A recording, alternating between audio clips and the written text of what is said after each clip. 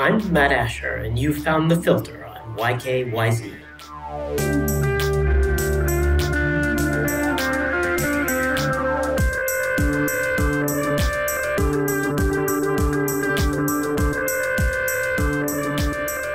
My guest today is Jesse Walker. Jesse is the books editor of Reason magazine and the author of two books, Rebels on the Air, An Alternative History of Radio in America, and The United States of Paranoia, A Conspiracy Theory, a book I expect to come up during this conversation.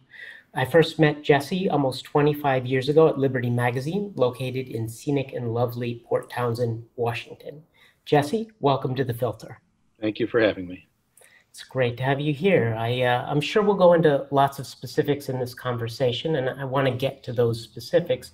But since this is The Filter, I'm going to start out with an abstract idea about how we perceive the world and how we make sense of it, and then we'll go from there. So each of us has a filter, and the job of that filter, broadly speaking, is to keep us alive. It does that by surfacing things that are important to us and hiding the things that aren't, things like paranoia, conspiratorial thinking, perhaps even to some extent actual hysteria, are filters that warp our perception of reality away from what's actually happening. That doesn't mean that they are always counterproductive. Sometimes it might make sense that our spidey senses are alerted to the faintest of signals as a way to get us to pay attention to a threat that we might otherwise ignore or filter out.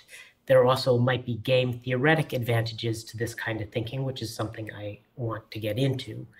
To make the signal amplification thing more concrete, if you see a viper out of the corner of your eye, it's probably a good idea to stop everything and hyper-focus on the existence of that snake, the level of the threat it might pose, and your best course of action. On the other hand, if you see vipers everywhere all the time, then your filter is failing you. And if you decide that the best way to avoid vipers is to lock your doors and stay inside until you starve to death, then your filter has really failed you. You've let panic literally kill you. This kind of extended hyper-focus on a single threat can happen at the individual level, and it can also happen at the collective level. Your book, Jesse, The United States of Paranoia, came out 7 years ago, and you have stories in it from the early colonies up to the early 20-teens. I want to begin this conversation just a couple years later. It's the 2016 election season, and Donald Trump is gaining traction within the Republican Party. This leaves a lot of Republicans in a state of disbelief, but it seems to completely shock blue state America. And that state of shock and panic only grows over time. You write in your book about a number of moral panics. Maybe you could start us out by giving a definition of that term, and then give me your take on whether you think the reaction to the rise and eventual victory of Trump sparked something that might be called a moral panic. So moral panic is, I'm going to steal someone else's definition because he did a better job than I did. So this is Stanley Cohen, the late sociologist. He didn't coin the phrase moral panic, but he was the first person to really sort of systematically write about it and give us sort of a definition and some standard examples. And in the standard progression, he said, a condition, episode, person or group of persons emerges to become defined as a threat to societal values and interests. Its nature is presented in a stylized and stereotypical fashion by the mass media. The moral barricades are manned by editors, bishops, politicians, and other right-thinking people. Socially accredited experts pronounce their diagnoses and solutions. Ways of coping are evolved or more often resorted to. The condition then disappears, submerges, or deteriorates and becomes more visible. And one essential feature of this that he goes on to write about is the folk devil, which is the evil agent that's supposedly responsible for the threatening condition. That's not necessarily a conspiracy, but it frequently is, and that's kind of where moral panics and conspiracy stories dovetail.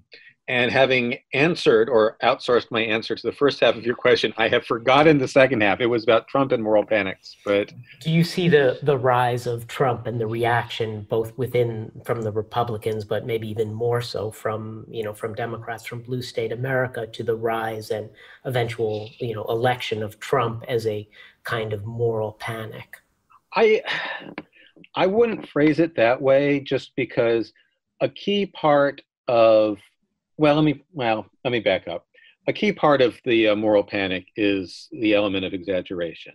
Um, and while a lot of the reactions to Trump have clearly been exaggerated, it's true that he is president. So I don't want to sort of be seen as tarring all anti-Trumpism as a moral panic or anything like that. I think what you might say more narrowly is the attempt to go beyond the nature of Trump and the various threats to the way things have been done before, and to the well-being of various Americans. To break it down a bit more than that, I see something akin to a moral panic when people are trying to project Trump onto some sort of larger field of anxiety. I think a lot of the rhetoric around Russia, for example, really sort of comes down to it's almost a mirror image of Trumpism, because it's a form of nationalist paranoia.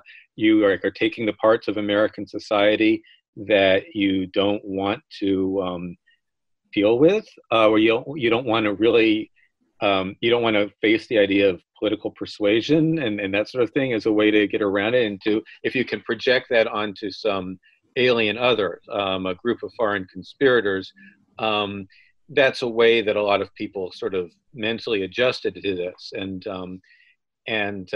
sort of saw Trump as Putin's puppet, and saw Putin's hand behind all sorts of things.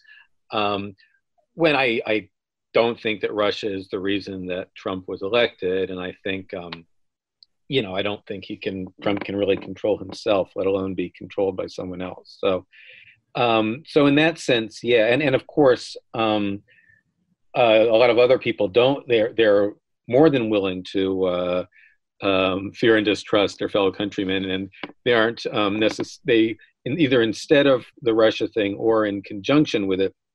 They sort of write off large swaths of the country as kind of a bestial other. And people vote for Trump, or just fail to vote for the Democrat, not necessarily even voting for Trump, for all sorts of reasons, which are not generally something you can boil down to 3 or 4 sentences of pure evil. But some people prefer to be able to, see them as this sort of unchecked id. And then when you can combine them, when you can imagine that there are a lot of people in this country who are not quite human, and are being manipulated by a distant foreign power, then you're hitting sort of a double paranoia that's very appealing to some people. And of course, on the Trump side, you get the exact same stuff. I mean, you're seeing right now a lot of things being projected onto China, although heaven knows Trump is not afraid of having all sorts of hidden foreign enemies to point the finger at. You see the same sort of rhetoric of people, Americans being this sort of easily misled mob, or not quite human, even with some of the expression, like the whole rhetoric around people being non-player characters, that sort of thing. Mm-hmm. So you've got a lot of these things going on that have these things in common with moral panic. I guess my biggest problem with calling it a moral panic is the singular amoral panic. It's more like you've got this swirling mess of different anxieties, some reinforcing each other, some opposed to each other, but also reinforcing each other in a kind of a vicious cycle. And it's almost more of like an ecosystem of anxiety than a single big anxious narrative, if that makes sense. Got it. Yeah, it certainly seems like there have been a number of, let's just call them swirling conspiracy theories. It seemed like before Trump, those mostly came from the right in the form of things like he was a Kenyan-born Muslim and so forth, speaking about Obama. And then now in the era of Trump, there was, of course, as you mentioned, the multi-year attempt to find Russian collusion, and it turned out to be a conspiracy theory. Well, it was always a conspiracy theory. The question was whether it was going to be a true one. Right. I guess we have to be careful about the language there and disentangling a conspiracy versus, I guess, a conspiracy theory as the pejorative imaginary thing that didn't really happen. And certainly, going along with that over the past few years, there's been what I've seen is a very strong desire to, as you mentioned, there's a stigma that one side wants to project on the other. It seems like particularly right now, or has been for the past few years, the blue state America calling the other side deplorables. And in particular, kind of, I guess, a blurring of the boundaries. I liked a quote from your book in particular that said, when you blur the boundaries of a scapegoated group, there's a useful side benefit. You can discredit mainstream as well as radical political opponents. And it seems to me, I don't know if you'd agree, that there's been a very high degree of that over the last few years. Yeah, I mean, that's almost just a standard political tactic, which both the right and the left have been able to do many times in the past. And there's certainly people in each party who are doing it now. I mean, I mean, we've been focusing on so often I'm in these conversations with people who only see the conspiracy theory side coming from Trump and his minions, and I've got to point out, there's the Democratic counterpart to that, but I mean, we should mention in this conversation, because we focused on the Russia thing, that this is very much coming from the Republicans, directed at. I shouldn't even just say directed at Democrats, because part of this whole sort of attitude of negative partisanship is this kind of you're not even loyal to your team so much as you're deeply afraid of the other team. And as a result, anyone who isn't willing to sort of fall in line in opposing the other team is suspect. This is how, people who voted for Jill Stein or Gary Johnson, are as bad as people who voted for Trump from some people's point of view. I saw just this past weekend, the Libertarian Party, they had their nomination convention online, and after they nominated Jo Jorgensen, who's a woman, some people sort of ironically, or not ironically, but they took the old Hillary Clinton hashtag I'm with her and started promoting Jo Jorgensen with it. And there were all these tweets I saw the next morning, people saying, wait a minute, this happened in the middle of the night. Clearly that must have been daytime Russia time. Was it like Russian trolls and bots? No, they were up till the middle of the night doing 4 ballots, I think it was, before they nominated her. There was this, if you would just ask, the immediate first question, then you would have found there is actually a reasonable explanation for this, that you don't have to drag in a Russian conspiracy, but a lot of people weren't doing that. And so it becomes easier to yoke all these people together, and easier still if you can then say there's a foreign puppet master. Well, in this case, a foreign one, Putin, but it might be some other, if someone wants to point to a secret society or a billionaire or any other convenient villain, those narratives could exist as well. The Russian bot thing is particularly interesting. On seems like mostly Twitter, I have a hard time telling whether the people who are calling out, or seeing Russian bots everywhere, are doing so with any kind of a genuine feeling that this is actually a Russian bot, or is this just an attempt to score political points or perceived political points, or is it virtue, some kind of signaling on their part that they're on a particular team? Because there are people who specialize in tracking online disinformation campaigns, and they will have a set of criteria. They say that this looks like sort of an organized, effort. And we think that a lot of these tweets were automated for XYZ reasons. And then there are people who will just reply to you and say bot, because they don't like what you're saying. One way you can tell the difference is that the first group will often chime in with a thread saying, lots of people are saying that we're seeing bot activity, but that's not what's going on here, because we're not seeing, markers A, B, and C. Now, I'm not a computer science guy. I don't know how seriously to take those markers, but I can see that there's at least a good faith engagement from the first group that's not coming from the second group. That's interesting. One of the things that I see sort of not happening, and maybe I'm just not looking hard enough for it, is a kind of willingness on the part of, partisans to rein in their own forces. I see this in particular in the kind of resistance journalism and whatnot. One of the theories I have about conflict is that the one of the major things that keeps in check conflict is, well, there's a few ways that conflict can end. One of them is that one side just completely dominates the other has to surrender. One of them is that there's kind of a hard truce negotiated.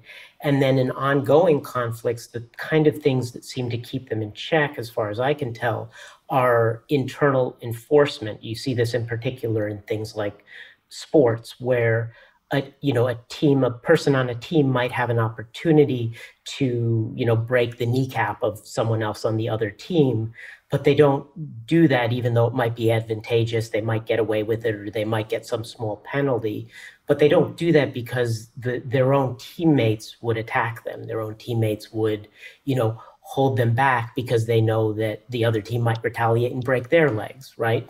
So that kind of internal code of ethics keeps things in check in the context of an ongoing conflict. But it seems to me that at least over the last few years, there's been very little pushback. Like the 3-year conspiracy theory of Russia that we're talking about, that happened to a large extent because there were very few left-leaning journalists who stood up and said, look, I'm not really seeing the evidence for this. You need to stop calling everybody a bot. There were a few, there were the Greenwalds and the Matt Taibbis, but by and large, that kind of conspiratorial thinking or calling everybody a bot, it seems to me that it was as strong as it was because there wasn't a lot of pushback within the team.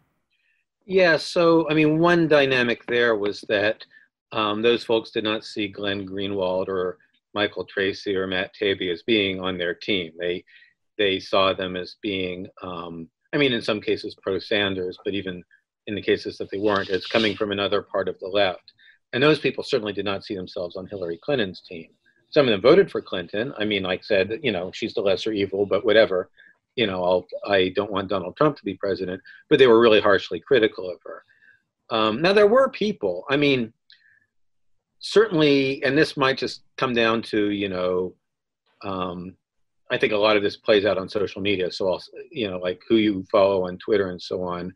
I mean, there are people who are sort of center-left Democrats who are also, serious scholars, academic, political scientists or historians who will, pipe up and say, no, this is this is not true. Even if they're sort of broadly sympathetic. I mean, I saw that happening. Some of your Brendan Nyhan types, for example, would push back at some times. You were mentioning the sports thing. It interested me because I covered some Trump rallies in 2016. And of course, there are always counter protesters. And you also had people who would turn up who are just, you had the mixer of like the hardcore Trump fans, the curiosity seekers, people who just want to stare at the crowd, people who are just there to sell junk. And you had, like also like the fringe groups, the alt-right people. And and it reminded me a lot, though, of going to see a sporting event, not so much as watching the teams, but watching different fan groups interact with each other. And it was interesting to me that, of the 3 rallies I went to over the course of reporting this feature, one of them really felt like violence might break out. One of them, they're really, I mean, the protesters were completely mellow, I mean, maybe it's because it was at a beach town, and like one of them had like his surfboard with like the protest slogan, but it was really just sort of like a nice scene, and one of them also was not quite at that level, but it was sort of good natured at any rate, the interaction. And I sort of thought about that kind of varied experience and why some crowds acted differently than others. And I talked to some sociologists and social psychologists, and they really got to sort of what you were saying about that people will reel in their own team. Like there was a moment I saw where somebody was ready to start, throwing punches and everybody else pulled him back, and that's something you'll see at a football game or a hockey game, where some fans are getting into it. They're the ones where people are ready to brawl, and they're the ones where people aren't. And they had a lot of interesting things to say, which I won't, repeat here, partly because it's been 4 years and I'll probably make a hash of it. It's all written down in my article. It's called Trumpland, I think. But I mean, the upshot is that these are dynamics that are not just in politics. they're part of crowd behavior. And online crowds, of course, are different than crowds in person, but I would not be surprised if, some at least of the same kinds of dynamics. Now I'm wishing I had asked some of those guys about that, if they've seen similar dynamics play out in social media, because it does seem to me like there are some parallels. Yeah, I think there are. I'm just thinking too generally. If what do you would you agree or disagree with the notion that there's kind of seems to be less Oh yeah, yeah, that attempt was to the other rein thing. things in now That was on the other your own thing. team? I had three things I wanted to say, and I forgot number two. I skipped straight to number three. So there was, so where I do disagree with you as far as someone like Louise Mensch. Do people remember her? I mean, she's probably forgotten now, but she was one of the Queen Russiagate conspiracy theorists. She was the one who had that infamous tweet about the Marshal of the Supreme Court, and there was one about I mean, just like she was from Britain and she didn't know American politics and really well, and she was making these really bizarre claims, and there was she got pushback, and there was stuff. I mean, like she was taken seriously for a while. I mean, she had an op-ed in the New York Times, but then there was this massive backlash, and places like Vox criticizing her. And on the one hand, this was all justified because she was off her rocker. And I don't know to what extent she was actually off her rocker and to what extent she was just, sort of selling a product to people. But, either way, it deserved to be criticized. But at the same time, I do feel like she was sort of being, at least in some cases, being sort of pointed to and sort of like, this is our ritual sacrifice way. This is how we distinguish ourselves from that nut over there. Because some of the people who I saw criticizing her were saying things that were not quite as nutty as what she was saying, but was clearly, I mean, people who were speculating about whether Trump had been a Russian asset since 1987. I don't know if you remember that nonsense. I do, Yeah, yeah. that was, when people who were saying that were pointing a finger at Louise Mensch, I wanted to say, look in the mirror first. And I wrote a piece for the Mhm. LA Times early on in the Russia investigation where I tried to lay out what are reasonable questions to ask and what are not. There wasn't even that. It was more sort of meta, sort of like, how can you tell a reasonable question from a not reasonable question? The difference between saying that the plausibility of saying that Trump might have conflicts of interest in Russia versus saying that he is a puppet of the Russian government, because some people seem to slip very easily from one sort of claim to the other. And I mean, it went over okay, but it's I kept seeing not that many people read it, but I kept seeing people make those kinds of mistakes afterwards. And some people who were, I think, using Louise Mensch more to distinguish themselves from her than to really look at what they might have in common with her.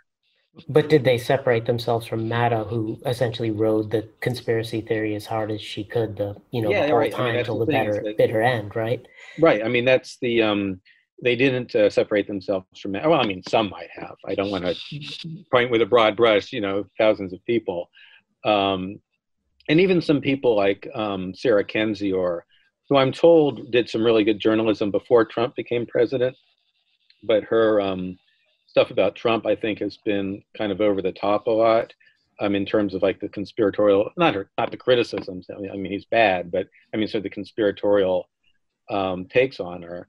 But when I sort of put her in the same category as Mensch, a lot of people would jump on me because they thought I was conflating a solid critic. So I think we're good on that aspect of history. That kind of brings us through the early or the first 3 years or so, and then right as um, the hysteria over Russian collusion is winding down and the impeachment is going on, the pandemic heats up, and But by the way, can I say something? I am because I am in a very small part of a Venn diagram. I just want to say for the record that I thought Russiagate was mostly nonsense. I say mostly because some ancillary allegations were true. I'm not going to say Manafort was innocent or something, but I thought Russiagate was nonsense, and I thought Ukrainegate was a legitimate scandal. And it's so many people seem to think there's a package deal that if you think one is nonsense, you have to think the next one is nonsense. And then the flip side is they're talking about Ukrainegate, and then suddenly they're dusting off these old discredited claims. And that was that partisanship too, like the idea that it's sort of weird that this is the thing we're having an impeachment about, given, the range of options. But this is actually a case of him doing wrong, and you can't dismiss that just because there was always the rhetoric about, well, they did one hoax and now there's another. And now people are trying to say, well, now the pandemic is how they're going to try to bring down Trump, as though they somehow managed to get the people of Italy and Taiwan and so on in on this, So, I'm sorry, but you were going to ask a question about the pandemic. I'm getting ahead of. No, that's great, and that actually is a good kind of transition there. But yeah, so obviously not a hoax, the pandemic, and obviously something to be genuinely concerned about, though also a rich ground for conspiracy theories and hysteria, and actually in a way that was somewhat confusing to me at first. I think that I cannot remember living through a moment of this level of panic and hysteria in society. I was out of the U.S. when 9/11 happened. I came back, maybe 6 months later, and found it still to be a fairly high level of paranoia. But I can't imagine, even if I'd been in the U.S. then, that I would have felt this level of kind of worldwide panic and, in my opinion, hysteria. And also not just, a level that confused me of hysteria, but a level that confused me in terms of the reaction to it. When the lockdowns first started happening, they went against my feeling, which is I don't have necessarily a conspiratorial bent, but I do have a very strong feeling that the rich and powerful will take care of their own interests, and that whatever happens as a response to a crisis, those interests will be protected. And when the lockdowns began as the officially sanctioned response of almost every nation on earth and almost every state within the nation, it seemed very surprising to me, because the economic devastation that they would cause was obvious from the beginning. And why would business interests want that? That's maybe a sort of a conspiratorial way to think of it, but it's also, I think, just a rational way to think that these people who have power are going to want to protect it and do everything they can to protect it. And then we noticed as the lockdown strategy was implemented, a strange thing happened in that the big businesses, the Walmarts, the Amazons, did just fine. And Bill Gates has done great both financially, and he's also risen up to become some kind of a leader who gets to go on TV and declare what we will and won't be allowed to do, as if he has the power to unilaterally declare these things. So in that sense, I guess it does still coalesce with my idea that that the rich will cover their own positions. I don't think what do you see there from this? I mean, Bill Gates is kind of a convenient scapegoat, I think, for a lot of people, because he's a rich guy who can, be the face of one point of view. But I don't think I think he's past the point in his life where he's making more money from things, Factually, though, I believe his stock, as well as Bezos and some of the others, they've done well. This is not to say that this is not to be conspiratorial in the sense of saying that they engineered this, or that plan whatever that they had actually had anything to do with the virus. It's just an observation that it tends to be the case that those in a very strong position to begin with find ways to continue that strong position. No? Yeah. Although I got to say, it's very different from 9/11.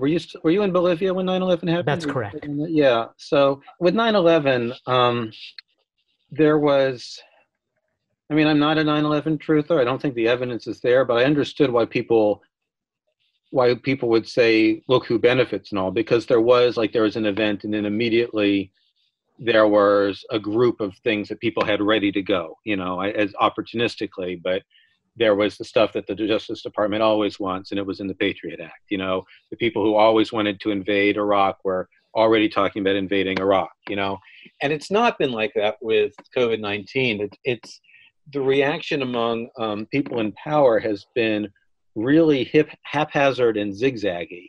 And it's people changing their mind radically on the dime. One group of within the sort of lockdown framework that eventually settled in, like I guess 49 states did some version of it. It's still a great deal of variation in terms of like when you start reopening and so on.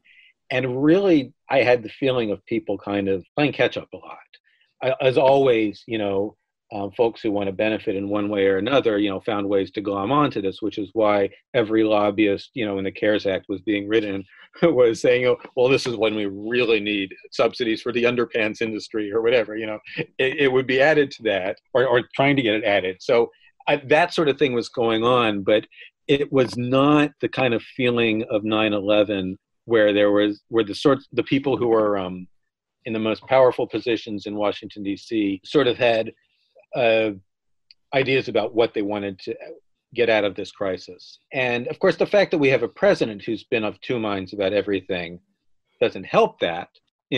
Someone who swings from saying quarantine New York to saying liberate Michigan to saying, but then, no, Georgia, don't open up, you're doing it too quickly. That's kind of follows the fact that he's, frankly kind of stupid, and he's following what he happens to think his best political interest is.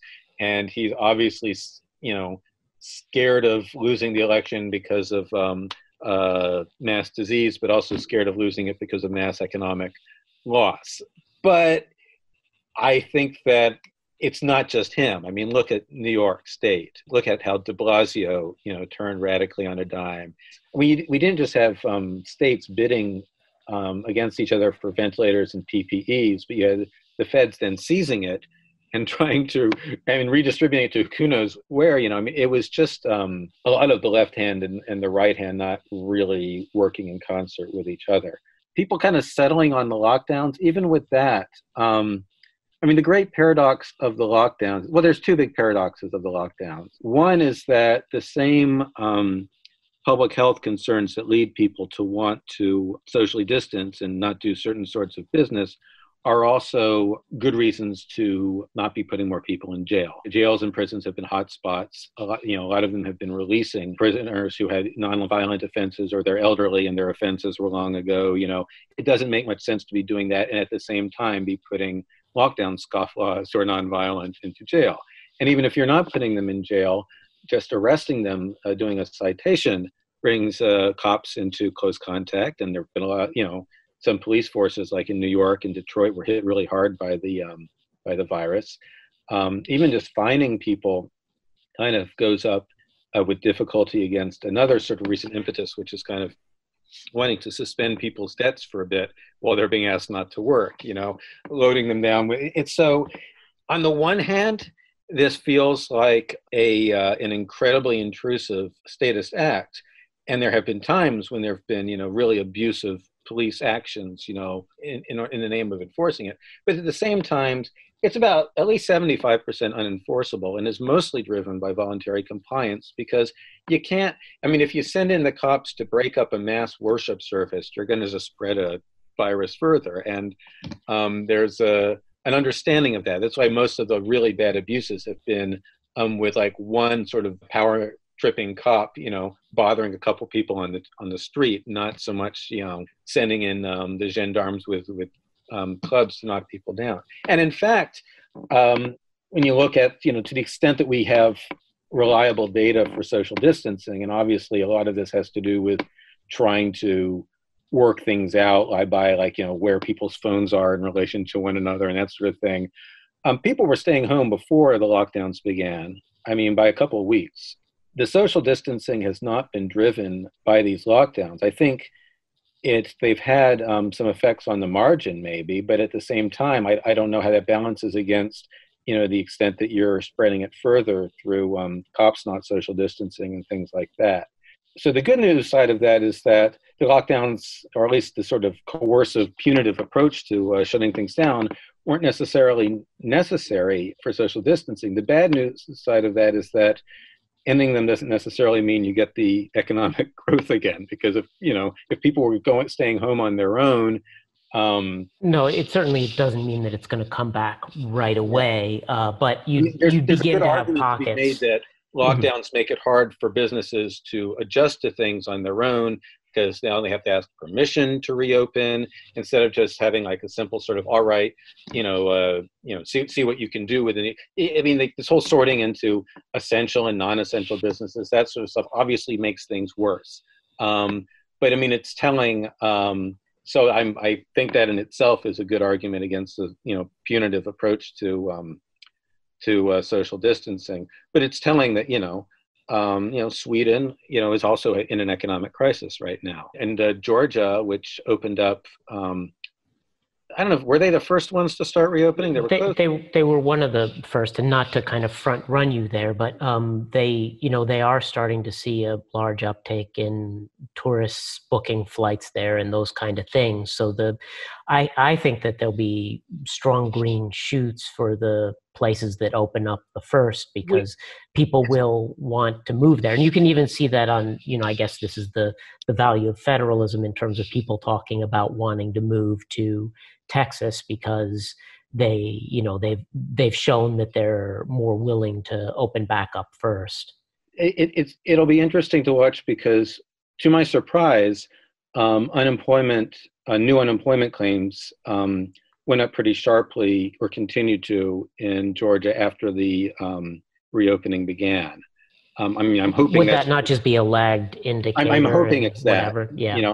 I'm hoping it's that, obviously, but you know, this has been a virus with a lot of surprises, and so I think that is completely safe to say that yeah. has been extraordinarily surprising. I still really haven't gotten you to weigh in though yet on um, your thoughts about whether this something about this the invisible enemy Oh all yeah, yeah. around us, that that everybody has. It almost seems kind of custom made for the highest level of panic and conspiracies too. Yeah, so pandemics always produce conspiracy theories, or I mean, epidemics always do. We don't need the pan in there, right? I mean, and a lot of the conspiracy theories we've seen with this one also cropped up with the H1N1 outbreak in 2009, or with the SARS outbreak in 2002. I mean, and with the SARS thing, you had theories that it was a bioweapon. You had theories that it was a hoax, so that people would accept restrictions on their freedoms. You had the Chinese claiming, or some people in China claiming, that the outbreak had actually come from the United States. I mean, so many of these rumors are reruns. And again, this happens with every epidemic, and for understandable reasons. People are afraid, and it's especially with an epidemic, you can't put a face on it the way you can with a terrorist attack. And so people look for ways to put a face on it. So that's, no, I'm hesitant to use the word. You keep saying panic. So I use the phrase moral panic, because there's this whole sort of history of using it in that particular way, where panic is a metaphor.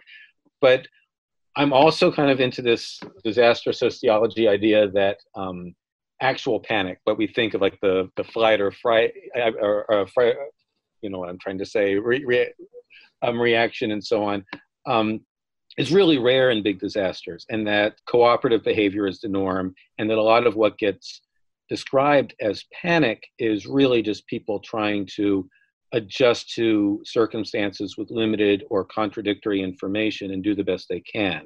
I was really annoyed at all that stuff being called panic buying. You just went in the newspapers and on TV saying, get 2 weeks worth of supplies and don't leave your house. Are you really surprised that people are lining up and getting all this stuff? And then it turned out that some of the stuff that was being held up as great examples of people panicking, the toilet paper, there was actually a supply chain reason for that, because most toilet paper production was being used for the corporate market, where they have those differently shaped. You've been in office buildings where they have the differently shaped toilet paper dispensers in these bigger rolls. And they had to retool things to suddenly people weren't going to work and they were crapping at home more. And that changed, and it took a few weeks to catch up with that. But everybody loved to wag their fingers at anyone, shot. So now what they do have is there's this other expression called elite panic, which is the authorities, the government, the people in the mass media, how, while they're, shaming people for their alleged panicking, they could adopt policies that are sort of like become sort of fossilized panics, that you grab this in the heat of the moment. It's not even necessarily the right thing to do then. And then it's, in the case of, say, the Patriot attack, it's, it's still part of the legal code today. Or even just your sort of in the moment decisions, like during Katrina, when there were all those rumors, which turned out to be false, about, people having mass violence and shooting at helicopters and so on. That led to poor allocation of resources because people thought they needed to take up valuable space with, armed guards, when people going out to deliver aid and to rescue people from rising waters. In Haiti, after the big earthquake there about a decade ago, you had the military taking over the response, again, because of this sort of fear that otherwise, there were going to be people panicking and rushing them for their supplies and fighting with each other and all this stuff that was not happening on the ground. So in that sense, maybe you were sort of talking about that elite panic of the moment and some of the bad lockdowns. Certainly there's been, coming from the press, a level of, I think, a straight up level of hysteria and of, one of the quotes I think I mentioned before on this podcast is someone on CNN said that going outside was a homicidal act. Yeah. And I, that's almost anyone could see that as widely exaggerated, but that's the vibe. That is coming from the elites, but I think that also is channeled from, everyone around. It's a level of hysteria that I think, I find really stunning, but also, I suppose, understandable, especially now in the context of something that this is a time, I suppose there are always times when people are concerned with issues of purity and bodily purity, but I think that there's a particular moment that we're in my opinion anyway, that people are very concerned with particular kinds of moral purity or bodily purity. There's been the long-standing movement to go to bottled water and be concerned about what's going into your body in that sense.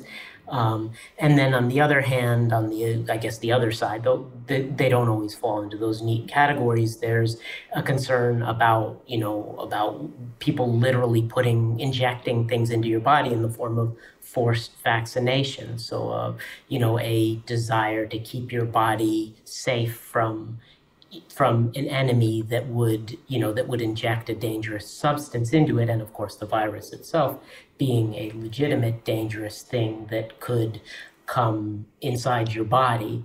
I think all those things have coalesced into what looks to me like a widespread overreaction. Well, I think given the facts anyway. Yeah, there was of course, there's also some weird reactions on the other side, like people refusing to wear masks into stores that have set clear rules for what they want people entering their property. And you can always point to people who are, overdoing it in one way or another. It's interesting you mentioned the bodily purity, because there is something to that. And there's there was that time a couple months ago when the virus hadn't really taken off in the United States yet, and people weren't quite clear on how serious it was going to be. And Fox was really having trouble kind of coming up with a shared message, because you had some hosts who were going on about this is all like a hoax, to sort of make things bad for Trump. And you had Tucker Carlson at the same time say, no, this is like really serious. We got to be concerned about it. And coming at this as someone who did not know how bad things would be or not be, because I was, like everyone else, waiting and seeing. It did seem to me quite predictable that the people whose threat matrices were sort of built around protecting the president would take one side, where someone like Tucker Carlson, whose big motive now is keeping out impure influences from the country, would zero in on that angle of it. I mean, there's a lot of overlap between, Steve Bannon was like this too, people who are down on immigrants and people who are worried about, sort of literal infections coming in from other countries as well. Now, the things Carlson was saying wound up being closer to the truth. I mean, he said, yes, this is a serious disease. I don't want to make him sound like he was a nut, because what he said was actually kind of, well, at least what I heard of it was reasonably modulated. But it was not hard to see why different people were falling into that camp. And I think that kind of, again, that idea of threats to purity was part of the animating idea. That's an interesting comment. I hadn't thought about that, but of course, it is a long-standing tradition to look at immigrants as dirty. And, ironically, at times, that's been a major source of problems for the native population, as was the case with the Indians here, who were wiped out to a large extent, the Native Americans, by diseases brought by the immigrants who came over.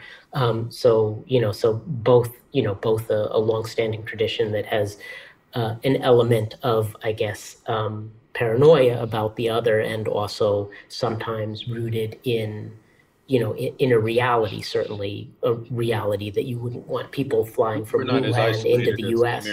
Yeah, we're not as isolated as the Americas were back then. There's much more sort of a flow of germs and so on. I just keep remembering this, and I hate to draw vast conclusions from like one idiot reading an article, And I wrote a blog post just pointing to this interesting documentary about this trade in used shirts. And I didn't even remember, this was so long ago. I think they were coming in from Haiti or something. And this guy who was like this regular sort of anti-immigrant commenter at Reason was like saying, but they might have germs. You can't let in these shirts, they might have germs. And well, if you're worried about germs, when you buy them, you can go put them in your washing machine before you put them on. But I mean, that really was his first thought of something coming in from out of the country. Was that association, So Tucker Carlson is a bit smarter than that. Don't mean to make him sound too much like that guy. No, and he's also been from the clips that I've seen anyway, quite reasonable in my opinion about pointing out that maybe it is time for people to get back their freedoms and get back to work. I'm firmly of the belief that at this point it's very clear that the economic consequences on health are going to far outstrip the damage that the virus itself has caused, and that sometimes even these measures are not just counterproductive in that the economic effects will be the negative economic effects will outweigh the benefits, but directly negative in terms of people being locked up in their homes as opposed to outside at parks or on beaches, which all evidence is now pointing is a much better place for them to be than in small confined spaces with other people. I'm hoping that if two ideas that could conceivably catch on, at least, across some different layers because the range of opinions people have.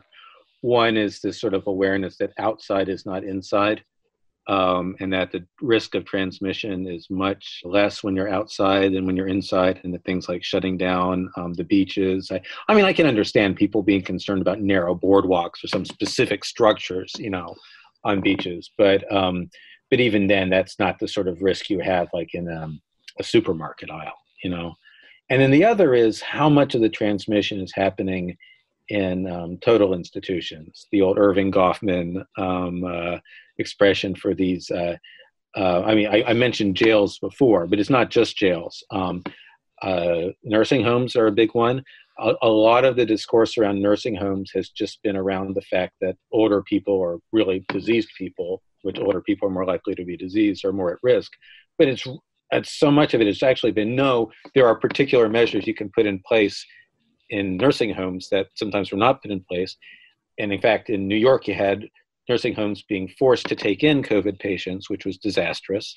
I think a lot of the debate over Sweden would be better if people would disentangle the fact that they did a bad job with their nursing homes. Oh, terrible job. Yeah, if you discount that, then it's clear that well, to me anyway, it's clear that the lockdowns had no effect in terms of mortality. At least, I Have don't you know, seen the this is very breakdown? noisy data, and Yeah, there's all kinds of factors, but like to the extent that that their death toll looks any nastier than than the median of a similar country or population or density or whatever, it's because they did every bit as poorly and maybe even worse in terms of protecting their nursing home populations as a yeah. lot of U.S. states. Sweden and Norway are sort of like the big natural experiment, and I've not seen a breakdown that sort of takes away the nursing home deaths. Well, and So I don't, yeah, I don't know. You can go back and forth on that too. I don't think I think that Sweden has a more concentrated population in some yeah. ways, and there's other, but like, I don't know, don't want to get too deep into the weeds of that, but Well, it's, let me throw in the other go total ahead. institution is hospitals. I mean, there were places in Italy where they looked afterwards. This town had a much worse death toll than this other town, and the big difference was people were much more likely to be hospitalized in one versus home care. Um, and that's also been, and that's of course tricky because you want to treat these people and you can't always afford to have home care and so on. But hospitals are starting to adjust to this and do it. But I mean, I had I won't go into details because of people's privacy. I had a family member hospitalized for a non-COVID thing about a month ago, and I couldn't visit her because there was a COVID patient who was also in the hospital. And that sort of, and so all this kind of isolation is being imposed on other people as well. I mean, that sort of, high degree of isolation in an institutional environment. But that's them adjusting to the fact that, hospitals are hotspots. And these things, those three I just mentioned, jails, hospitals, and nursing homes, they're up there with the things like the meatpacking plants in terms of places where you need something that's very specific to this kind of environment in order to get past what we're going through right now. And that should be considered independently from things like what kind of stores can be open. The stupidest policies are the curfews because that makes social distancing more difficult. Like I've been doing my supermarket shopping at night. There are fewer people there. It's more convenient. It works for me. And, it's easier for social distancing, right? But there are places they're saying, trying to stop. I mean, Puerto Rico imposed, like, 8 o'clock, 9 o'clock, and then people try to defend it by saying, well, maybe the trade-off is it makes it easier for the police to go if people are sort of gathering after night. And again, you don't want to send the police after them. That is not social distancing. That's just the wrong approach to this. Just kind of wrapping up the topic of of the plague and the reaction to it, I think it's definitely safe to say that there were a lot of individual policies that were implemented that will not look very good when we look back upon this. Yeah. So let's shift gears here. There's a final topic. I want to talk about something that's been on my mind a lot recently and something that I've discussed before on the filter, and that's the simulation hypothesis, the idea that we live in something akin to a computer simulation. In your book, you present a taxonomy of conspiracy theories, so 5 categories that you put them in. You discuss the matrix and some simulation ideas at the end, but I want to make the case to you that the simulation hypothesis, or perhaps you should call it the Truman Show conspiracy, is a category all of its own. So let me make that case, and then you can push back or not. For people coming into this, the 5 categories were enemy within, enemy outside, enemy above, enemy below, and benevolent conspiracy. And I presented this as sort of the most extreme version of the enemy within conspiracy. I think it's fair to say. Yes, yeah, so that's Right. perfect. That was my next thing, was to kind of summarize, but of course you get to summarize Okay. No, even no, I'm better your sorry. own thing. I was because I want to hear your case, so I just wanted to clear that out of the way.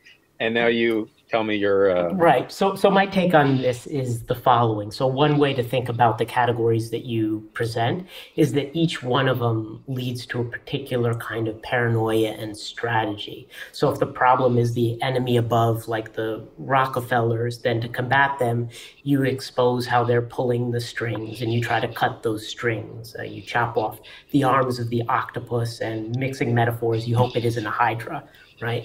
If the problem is the enemy among us, like witches, then the solution is witch hunts. This isn't to say that these strategies will succeed, but they have a certain internal logic to them. But what is the strategy if you are living in the Truman Show or if you're in the Matrix from the film? None of the other strategies, in my opinion, make sense. From my perspective, your strategies are, you could decide you don't care, like Cypher in the Matrix, and you just enjoy the hell out of that rich, juicy steak. Or you could try and unplug or sail across whatever fake ocean you think you found and break out of the shell universe, which is the strategy that Truman uses at the end of that movie. So to me, this looks like a different kind of conspiracy with a different approach to trying to solve that conspiracy, if indeed it is a true one, or not. What are your thoughts? So my taxonomy is just there to organize thoughts. I'm not, building a tree of life with species or anything here. So I am always open to other forms of categorization. Mine is not really built around strategy because I could imagine multiple strategies for someone could decide they're going to go ahead and live with the enemy above, or try to get in on it, or, rather than opposing them, try to, I mean, there's always, these scams, people trying to tell someone they can join the Illuminati, and people fall for it. And if you've never encountered that, do some Google searches. You'll find some amusing, if you're amused by human gullibility, stories along those lines. So to me, but really the reason why I sort of want to I said earlier, extreme version of enemy within, I should revamp that. Some versions of it could be seen as a version of the benevolent conspiracy, because, some religious idea. I mean, Marianne Williamson, when she talks about life being a dream and so forth, that we're not, that's sort of it's within the mind of God, or I don't remember the exact sort of phrasing that she borrows from Course in Miracles. So you could have a benevolent version of it too. But setting that aside, it's because when I was looking at the witch hunts you mentioned, I mean, the most extreme sort of witch fears really did butt up against that idea of things being spectral, not the whole universe, but of just being haunted by visions and so on, in a way that felt like it was on a spectrum with the sort of extreme simulation hypothesis things. So that's where it made sense for me to categorize it for purposes of discussion. But I'm not a dogmatist about any of this. It really is. These are 5 categories that I made up as a way of squeezing everything into a narrative with a beginning, a middle, and an end. Because if I were just to do everything year by year, these were the conspiracy theories. It would not be a history book. It would be an encyclopedia. So it's the book writer's defense there. Yeah, yes, absolutely. That's, and I think it's a good defense. So.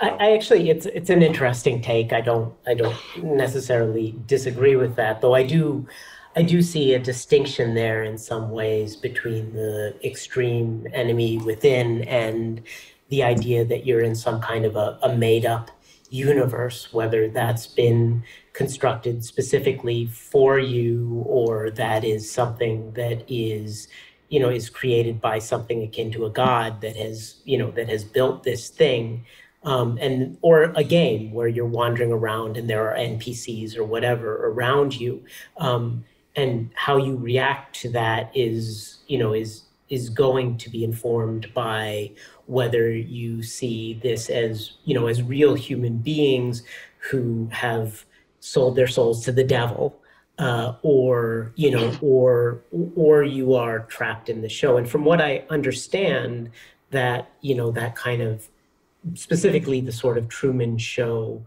idea, is not unknown. That people do have kind of mental breakdowns in which they begin to see themselves as this star of a show, or that everything around them has been constructed for them in some way. Yeah, it's let me just say one other thing is that when I sort of built the chapter on the enemy within, I started that one actually with a fictional narrative, which was Young Goodman Brown by Nathaniel Hawthorne, which is about the witch hunts, but which also is also built around a story that could be a dream. And I could be having the gravity of Hawthorne pulling me further in this direction than was strictly necessary. But the key idea of the enemy within is that the conspirators cannot be distinguished from the people you ordinarily encounter in everyday life. That's the distinguishing. It's the invasion of the body snatcher scenario. It's different from the enemy outside, who's outside the community's gates. You know they're out there trying to get in. It's different from the enemy above or enemy below, who's sort of distinguished by their social status as being in some way different from you. This is something where you could wake up and your wife has been replaced by a pod person. Or if we want to move it outside of fiction and into historical, well, fiction because people were imagining it, you could wake up and find that your wife had signed the devil's book and was now an agent of Satan. Looks the same way, but has been in some way possessed. And I think that the further you go along that direction, it goes from just some people around you to maybe everyone around you. That's sort of the young Goodman Brown story, coming across this meeting in the woods, if indeed it was a meeting or not a dream, where all these members of society were having their coven gathering, or their black mass. And it seems to me the next step beyond that would be one where you can't even trust the very physical world in front of you. So that's my defense beyond just my writer's defense of saying that there's a spectrum there. But again, open to all sorts of different ways of categorizing. Fair enough. I'd call that a good defense of the idea. Certainly something I'll think some more about here. Thank you very much for your time, Jesse. Appreciate you coming on The Filter. Okay. Thanks for listening to The Filter with Matt Asher. You can find show notes at thefilter.org or follow user Matt Asher on the socials.